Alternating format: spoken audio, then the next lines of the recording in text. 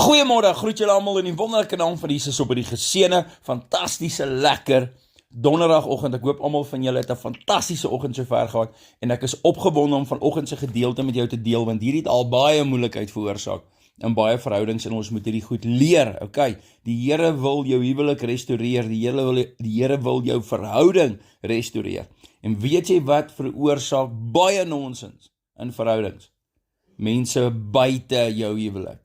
Mense buite jou huwelik veroorsaak baie keer, jy en jou eggenoot het geen issues nie, julle is op 'n goeie plek, maar nou fight julle oor mense buite julle verhouding. Dalk julle ouers, skoonouers, jou familie, boetie, sussie, neefie, niggie, dalk 'n pel en dalk werk, dalk is dit 'n sport.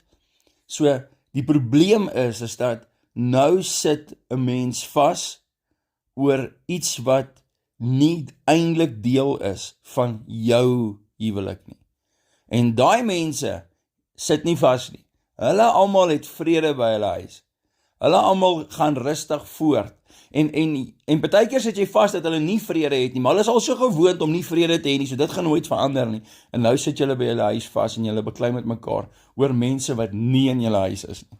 Stop daai nonsens. Ons het die ander oggend gesê dat die vyand is 'n leienaar, hy's 'n manipuleerder. Hy kom om verdeeldheid te bring.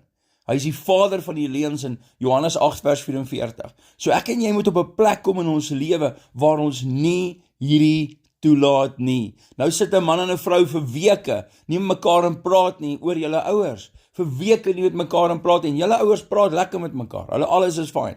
Maar julle steel tyd wat jy nooit weer kan terugkry nie. En nou moet ek aan die ander kant sê, is dat ons kan nie van iemand verwag wat ook al die omstandighede om hulle ouers af te skryf nie, of hulle familie af te skryf nie. Ek gaan vir jou gou sê hoekom, okay?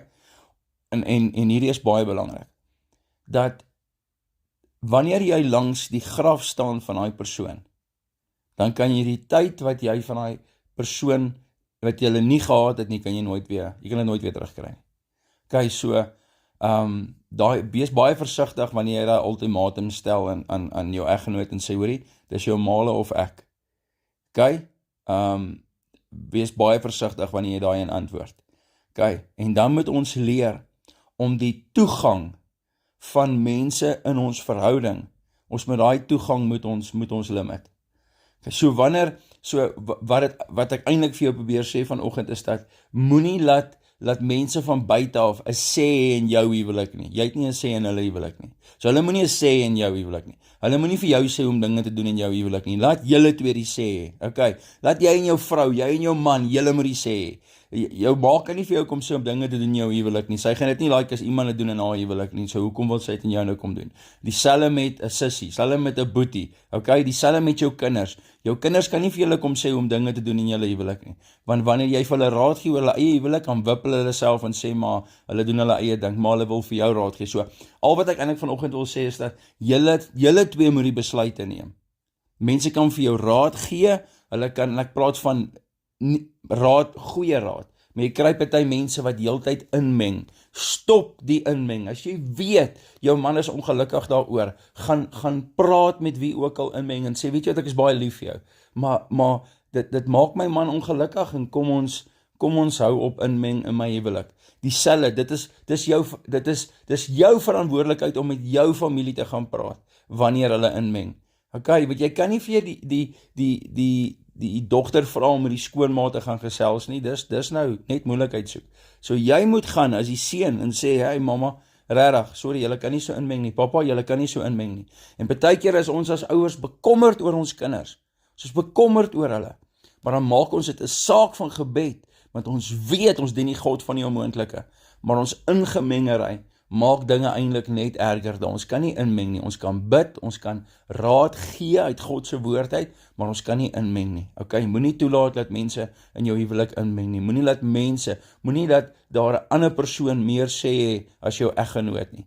Hulle kan nie die gitaar slaan nie. Okay, julle is twee mense wat saam sing, julle is nie 'n band nie. Okay, so vat die gitaar by die ander mense, sê vir hulle, gee die gitaar, gee die dromme, Nee, net ek en my vrou sing. Okay, so julle kan geen background music hierso nie, nee, niks, dis nie nodig nie. Ons gaan net maar 'n CD speel. Okay, vir agtergrondmusiek. So julle moet daai besluit neem. Mense skei oor die nonsens so. En kom ek leer vir jou iets. Dan skei mense en dan op die ou einde gaan jou familie aan met jou lewe en met hulle lewe, nê? En jy sit alleen. Jy sit alleen. Okay, dit is baie belangrik dat ons aan hierdie dinge dink. So ons moet vanoggend die Here vra vir leiding dat mense van buite nie ons huwelik reuneer nie. Okay, en so by the way, as jy moeilikheid opgetel het met, kom ons sê, die familie of skoonfamilie ensovoorts, jy gaan moet vergewe. Dis 'n vereiste in God se woord, want as jy nie kan vergewe nie, kan jy nie vergewe word nie. Ja, hierdie is baie belangrik. So dit is vir my belangrik dat jy daarna kyk. Okay, ek weet party mense is maar moeilik, maar dan moet die ander persoon hulle vasvat. Okay, hulle moet vir hulle sê, nee, jy gaan nie so met my vrou praat nie, jy gaan nie so met my man praat nie, dit moet van hulle kant af kom. Okay, 'n geseënde dag vir julle verder. Bye bye.